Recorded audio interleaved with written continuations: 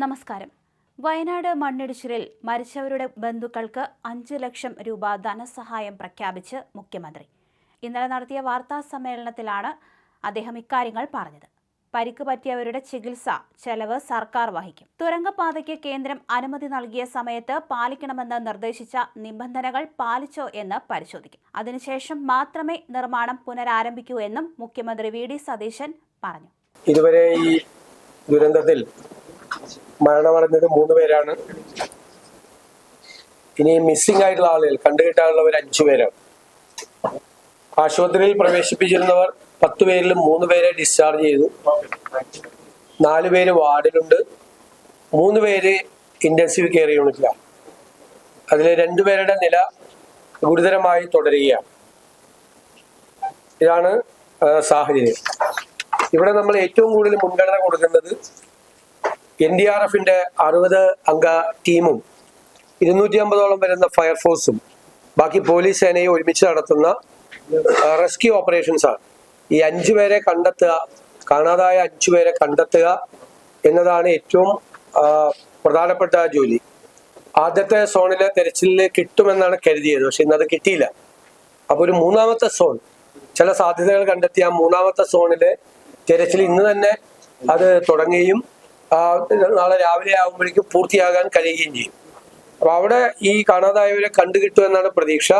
NDRFന്റെയും പ്രതീക്ഷ അതാണ്, പോലീസിന്റെയും പ്രതീക്ഷ അതാണ്.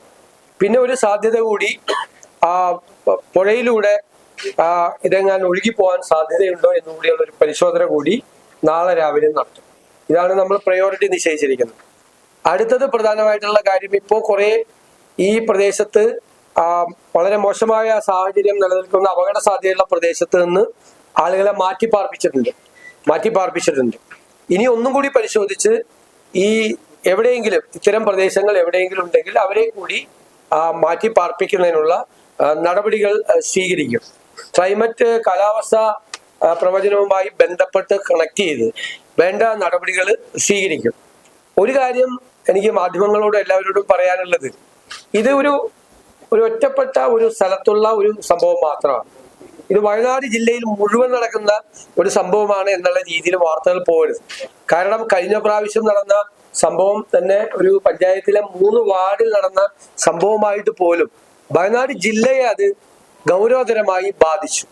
ഇത് കഴിഞ്ഞ പ്രാവശ്യം നടന്ന ചൂരൽമലയിൽ നടന്ന ദുരന്തത്തെക്കാൾ ഒരു ചെറിയ ഏരിയയിൽ നടന്ന ഒരു സംഭവമാണ്. ചെറിയൊരു ഏരിയയിൽ നടന്ന സംഭവം അത് മൊത്തം വയനാട് ജില്ല മുഴുവൻ കുഴപ്പത്തിലാണ് എന്ന തരത്തിലുള്ള ഒരു പ്രചരണം പോയാൽ അത് ഈ ജില്ലയിലെ ജനജീവിതത്തെയും അവരുടെ തൊഴിലിനെയും എല്ലാം ബാധിക്കുന്ന തരത്തിൽ പോകുമെന്നുള്ള ഒരു റിക്വസ്റ്റ് കൂടി, ഒരു വളരെ ചെറിയൊരു പ്രദേശത്ത് മാത്രം ഉണ്ടായ ഒരു സംഭവമാണ്. ജില്ല മുഴുവൻ വ്യാപകമായ ഒരു പ്രശ്നം ഇതിനകത്ത് ഇല്ല. പിന്നീട് ഞാൻ ഇന്ന് രാവിലെ തിരുവനന്തപുരത്ത് പറഞ്ഞതുപോലെ ഇത് എന്തുകൊണ്ടാണ് ഇത് സംഭവിച്ചത് എന്നുള്ളതിന്റെ അന്വേഷണം നടത്തും. അതിന്റെ സാങ്കേതിക തലത്തിൽ ഉള്ള അന്വേഷണം ഉണ്ടാവും, നിയമപരമായി ഉള്ള അന്വേഷണം ഉണ്ടാവും.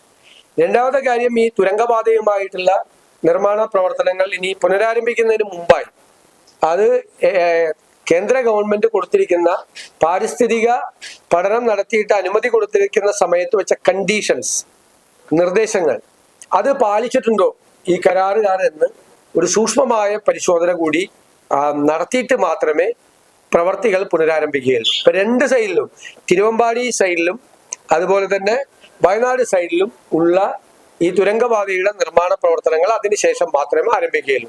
അതിനാവശ്യമായിട്ടുള്ള നിർദ്ദേശം കൊടുത്തിട്ടുണ്ട്. NDRFും ഫയർഫോഴ്സും പോലീസും ജനപ്രതിനിധികളും പൊതുപ്രവർത്തകരും എല്ലാം വളരെ നന്നായി ഈ കാര്യത്തിൽ പ്രവർത്തിക്കുന്നുണ്ട്. അവരെ ഞാൻ പ്രത്യേകമായി അഭിനന്ദിക്കാൻ കൂടി അവസരം വിനിയോഗിക്കും. സഹായധനത്തിന്റെ കാര്യം ഇന്ന് രാവിലെ പ്രഖ്യാപിച്ചു. കാരണം 3 മരിച്ചവർക്ക് 5 ലക്ഷം രൂപയും പരിക്കേറ്റവർക്കുള്ള ചികിത്സ നടത്താനുള്ള ആവശ്യമായ പണവും ഇന്നത്തെ മന്ത്രിസഭാ യോഗം അത് പ്രഖ്യാപിച്ചിട്ടുണ്ട്. പിന്നെ എംബാം ചെയ്ത ബോഡികൾ കൊച്ചി എയർപോർട്ടിലെത്തിയിട്ട് അവിടെ നിന്ന് അവരുടെ നാട്ടിലേക്ക് കൊണ്ടുപോകുന്നതിനുള്ള അറേഞ്ച്മെന്റ്സ് കൂടി ചെയ്തിട്ടുണ്ട്. ഇന്ന് രാത്രിയോടുകൂടി എല്ലാ ബോഡിയും അവരുടെ നാട്ടിലേക്ക് എത്തിച്ചേരാനുള്ള നടപടികൾ കൂടി സ്വീകരിച്ചിട്ടുണ്ട്. മന്ത്രിമാര് ഇല്ല, അങ്ങനെ ഇപ്പൊ ഒന്നും തീരുമാനിച്ചിട്ടില്ല. അവര് തെരച്ചിൽ വളരെ ദുഷ്കരമാണ്. മഴ നമ്മൾ ഈ രാത്രി ഇന്ന് തുടരുന്നുണ്ടോ എന്നതാണ്. അല്ല, തീർച്ചയായിട്ടും ഈ തെരച്ചിലും ദുഷ്കരമാണ്. അല്ല, അവിടെ ചെയ്യുന്നുണ്ട്. ഈ നമുക്കുള്ളൊരു പ്രശ്നം മഴയാണ്. നിർത്താതെ പെയ്യുന്ന മഴയാണ് ഏറ്റവും വലിയ പ്രശ്നം. അപ്പൊ അവിടെ കൂടിക്കിടക്കുന്ന ആ മണ്ണ് മാറ്റുന്നതും നമ്മൾ അതുകൊണ്ടാണ് നിർത്തിവെച്ചത്. കാരണം ഇപ്പൊ അത് പെട്ടെന്ന് റിമൂവ് ചെയ്ത് കഴിഞ്ഞാൽ ഇപ്പൊ ഇങ്ങനെ വല്ലാതെ കിടക്കാണ്. അപ്പൊ അതുകൂടി ഒന്ന് പരിശോധിച്ചിട്ടാണ് അത് റിമൂവ് ചെയ്യേണ്ടത്.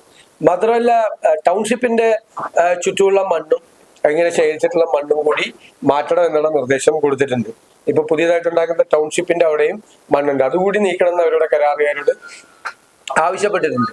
അപ്പൊ ഈ മഴ ശക്തമായി പെയ്തുകൊണ്ടിരിക്കുന്നതിന്റെ ഇടയിൽ ഇത് റിമൂവ് ചെയ്യുക എന്ന് പറയുന്നത് അത്ര എളുപ്പമല്ല. അൺബൗണ്ടഡ് ആയിട്ട് ഇത് ഇപ്പൊ ഇതിന്റെ പ്രശ്നങ്ങളെല്ലാം കഴിഞ്ഞാൽ ഞാൻ തന്നെ വയനാട്ടിലെത്തി ജനപ്രതിനിധികളുടെയും ബന്ധപ്പെട്ട ഉദ്യോഗസ്ഥന്മാരുടെയും യോഗം വിളിച്ചു ചേർത്ത് ബജറ്റിൽ പ്രഖ്യാപിച്ചിരിക്കുന്ന പരിപാടികൾ നടപ്പാക്കുന്നതിനുള്ള സമയബന്ധിതമായ ഒരു ടൈം ഫ്രെയിം ആയിട്ടുള്ള പദ്ധതി പ്രഖ്യാപിക്കും.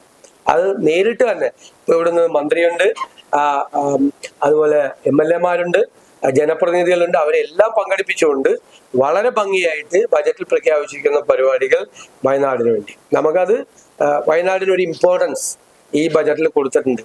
ഇതുവരെ കൊടുക്കാത്തൊരു ഇമ്പോർട്ടൻസ് കൊടുത്തിട്ടുണ്ട്. പ്രഖ്യാപനം മാത്രം പോരല്ലോ, ഡെലിവറി വേണം. ആ ഡെലിവറി കൂടി ഉണ്ടാകുന്ന കാര്യത്തിൽ ഉറപ്പുണ്ട്.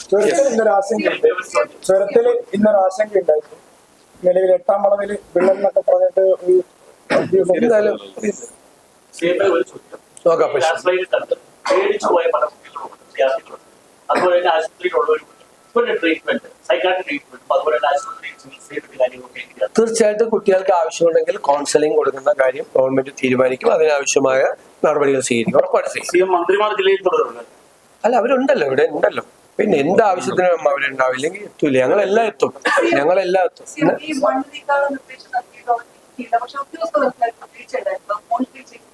അതൊക്കെ നമുക്ക് നോക്കാം, നമുക്ക് പരിശോധിക്കാം.